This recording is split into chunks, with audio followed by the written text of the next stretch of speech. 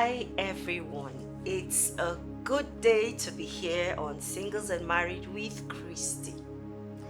Now, may I say that if you have not subscribed to my channel, it's a good place to do so as well. Just go ahead, subscribe, and enjoy the video.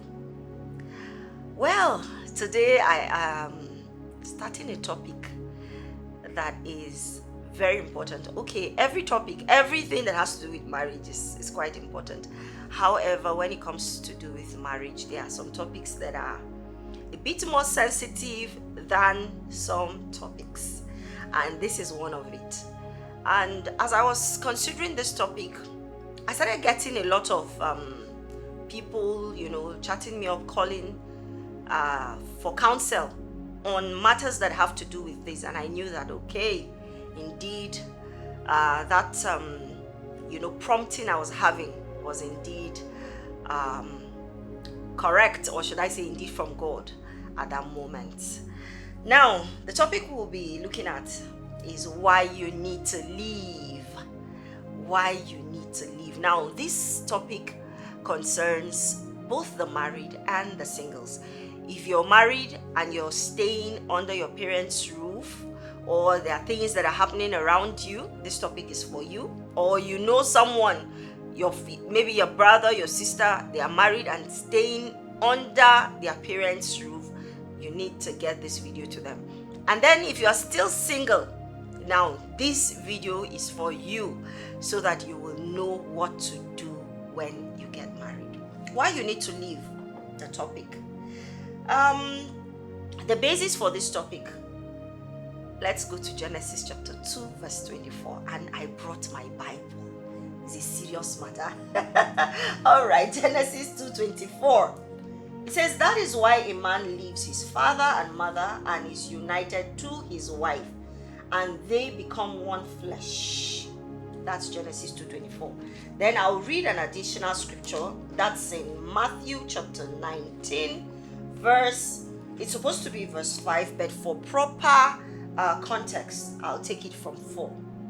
Haven't you read, he replied, that at the beginning the Creator, now this is Jesus speaking. If you have those Bibles where they have the words of Christ in red, you'll see that this is Jesus speaking when the Pharisees came up to him with the issue of divorce.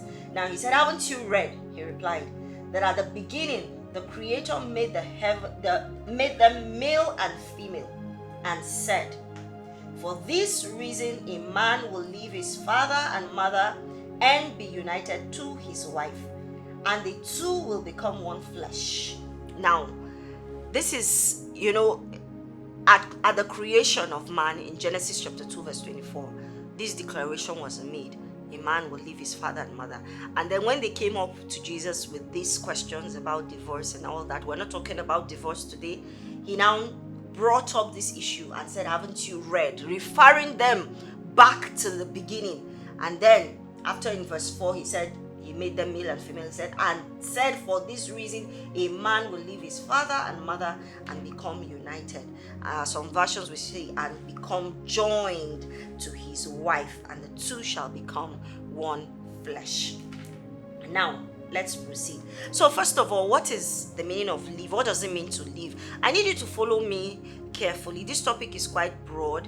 I'm going to try as much as I can to guide us, and for you to really understand this topic, you will need to follow this topic from the beginning to the end of it, not just this video, because of course we can't finish this topic on this video. We will conclude in maybe 1 or 2 more videos before we end it. So I'll advise that you put on your notification and follow this video. What does it mean to leave? It means to go away from someone or something that stays in the same place. It also means to get out of, or away to a place, or from a place. And in another word, it says to leave a house, to leave a place. Now, I'm going to talk about what leaving entails. This is the first thing I'll be talking about under this topic. What leaving entails. Now, can I speak particularly to the men this time around? you must be a man before you consider marriage. Of course, even for young women, you must be a woman before you consider marriage, because marriage is not for boys and girls, like I would always say. It is for men and women. It is for a man and a woman. The scripture clearly spells this out: for a man and a woman, a male and a female.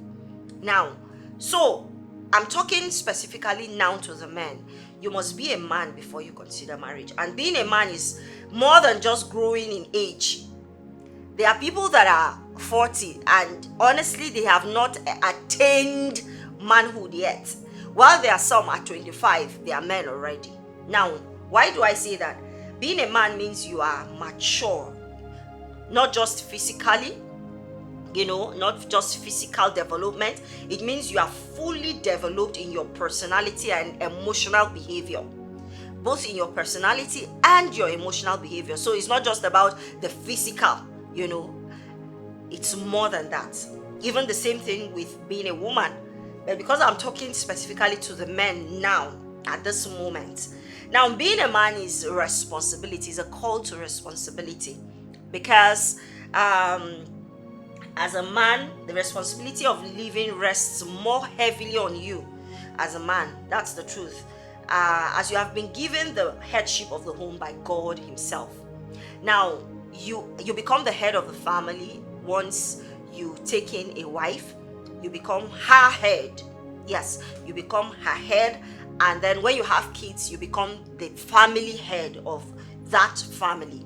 Now, the responsibility, this is a position that God himself has given to men. Now, the responsibility of manhood therefore means you take care of the woman. You are able to provide for her, provide security, provide leadership.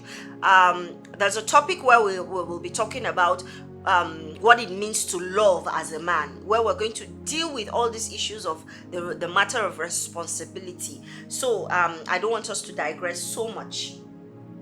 Now, having looked at this and laying a foundation on the matter of living, I would say that what living entails, number one, is that you live physically. This means you physically move out of your parents' house into your own apartment, no matter how small it is. Now, even if your parents are living in a mansion, yes, even if your parents are living in a mansion, as a man, when you get married, it is one of the things that you should, in fact, as a matter of priority, discuss before your wedding day.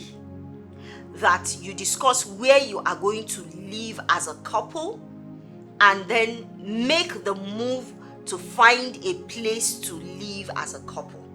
Now, I'm going to be sharing a bit of some stories in the course of this topic, so please come along with me. It is important that you move out, because it is the beginning of your marriage. It is you going to start your family with that woman. Now, that is why I said I am talking now to the men. You live physically, because most times, of course, I don't know, maybe in rare cases where the man is the one that moves to the woman. Well, that's another thing we'll talk about maybe later. But in an ideal situation, the woman moves with the man. Now, so whether your parents stay in a mansion or not, you're supposed to move out of the house. Physical movement into your own house. And it doesn't matter whether it's a one-room apartment. As long as you are out, as long as you take that person, someone else's daughter, and you move out of your parents' house and start your own life together. Now, this is what it means. It means physically moving out. Now, may I say at this point that some couples move out of their own move into their own houses, but almost the entire family from their father's side, or even should I say from their side of the family, the man's side or the woman's side, end up living with them. It's like they move out, but every other person moves in with them. Now, let me share an example. There's a couple several years ago. They, of course, they and their parents are not staying in the same place. They got married, they got an apartment, and practically all the man's siblings moved in with them. And I'm not exaggerating, practically all of them. And even additions, they had cousins, they had friends to siblings, and the house became so full. Imagine a new family, a couple starting life, and their home is so full with all manner of people.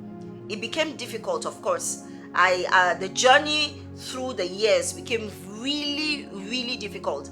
And the truth of the matter is that up till this moment I'm talking to you, that woman, she recalls, and sometimes she recalls in pain, because of some of the things she went through, having to manage so many people at such a young age. Imagine getting married in your 20s and you already have like 10 people in your house. When you've not even given birth to a child already, you have like 10 people all at once in your house. Now imagine managing that kind of situation, and 10 people from different places, not just your husband's biological siblings, even cousins and friends. Now this became a challenge. So you need to move out and ensure that you stay out. And then when you move out, let your entire family members not relocate and stay under your roof. Now when you do that, though you have moved out physically, you still create problems by that kind of movement. You need to be able to make some decisions, some hard decisions. The thing about living entails that you make some hard decisions. Sometimes it might not sit well with some people, but you're looking at your overall good, you and your spouse, and your growth, the growth of your lives, your family, and your future.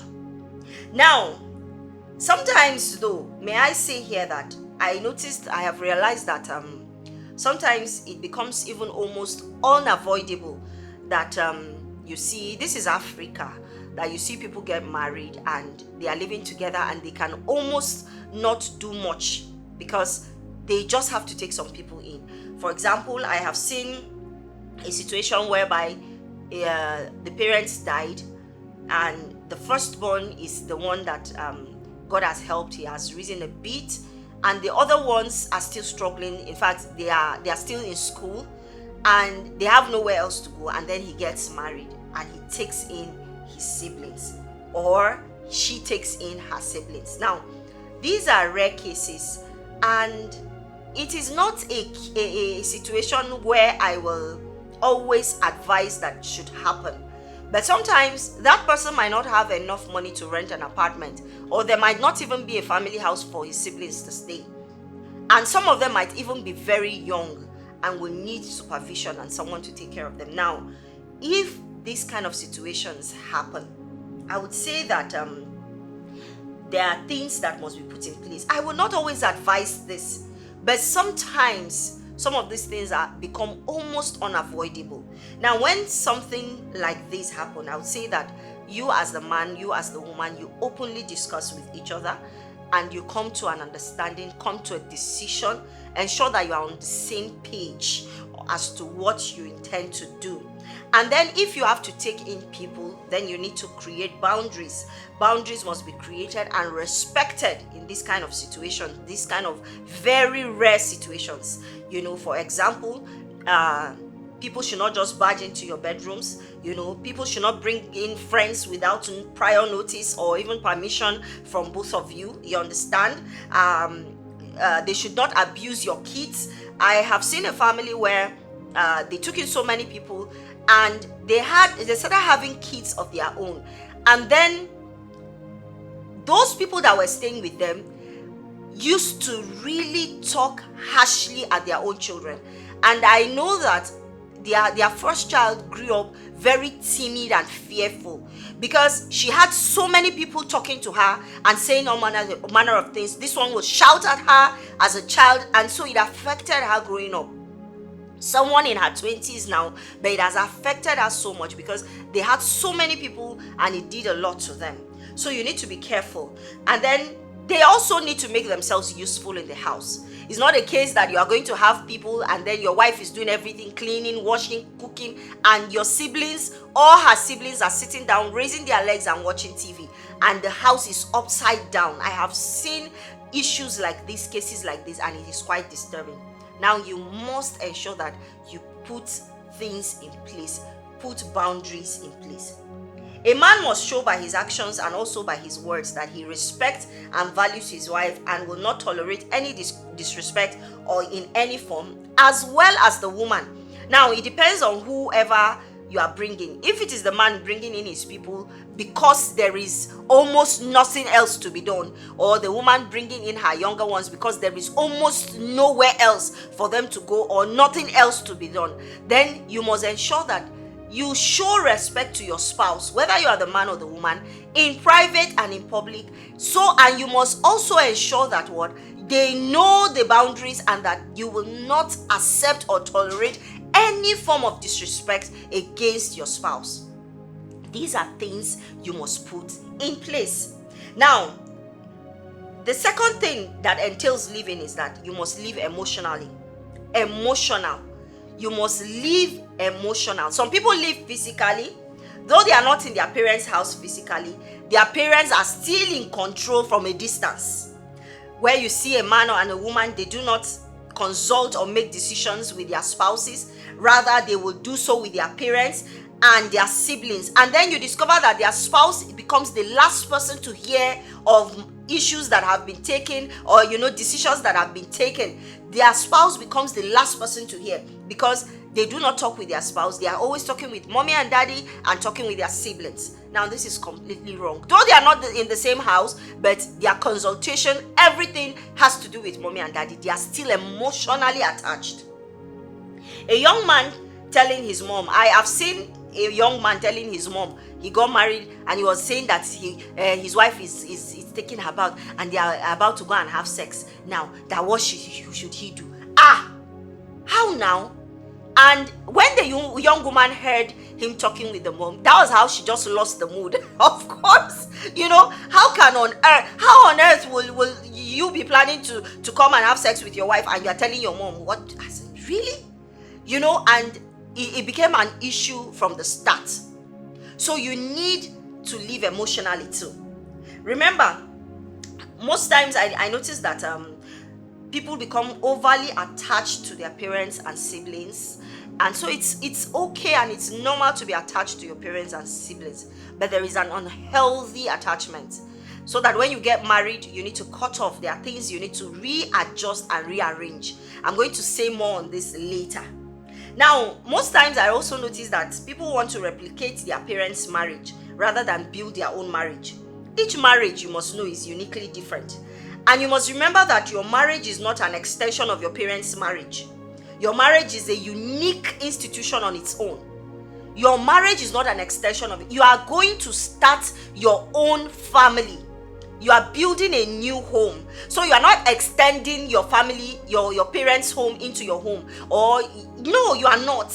You are beginning a new home. You are starting now. Doesn't mean that you will not see new, for example, if your parents' marriage was great, you can replicate some things. Yes, you can take some things, you can learn some things, but you must know that you and your spouse are building your home afresh and building your own values and setting your own principles by yourselves under God. Now, these are things that you need to learn so that it will help you to be emotionally disconnected. Now, sometimes I have also discovered that it might not even be parents that are interfering in the marriage, or the person is not just emotionally attached to parents. Sometimes I have discovered that the attachment might be to siblings. And may I say this respectfully to older female siblings especially, please remember that your brothers are your brothers, but they are also somebody else's husbands. And also remember that you are someone else's wife. Now, there should be a balance. Yes, you love your brother and you are attached by blood and all that, but allow your brother to be the man of his home. Don't try to leave your own home and come and run your brother's home for him. stay in your own marriage, run your own marriage. And funny enough, I think that if you are so busy running your own home, you have little time to come and try to run your brother's home. So there needs to be a balance. Attachment, you need to be able to know when to detach and be able to know when to take some stance in your marriage. So you discover that couples, they move out of their parents' houses, but they spend all their time in the parents' house emotionally attached. They are always, from morning till evening, the only thing that takes them home is to go and sleep. Especially, we have this in both cases. We have this happening to both men and women. Some women, they are married, but once their husband goes out to work, they go out to their parents' house, especially if they are staying in the same state. They go out to their parents' house, spend all the time, and only come back at night struggling to cook. Sometimes the man might even come home before. So you need to know the boundaries. You need to detach both physically and emotionally. I have one more point on this, but I'll take it in the next video, and then we will proceed from there on why you need to. I hope you are learning, and I look forward to seeing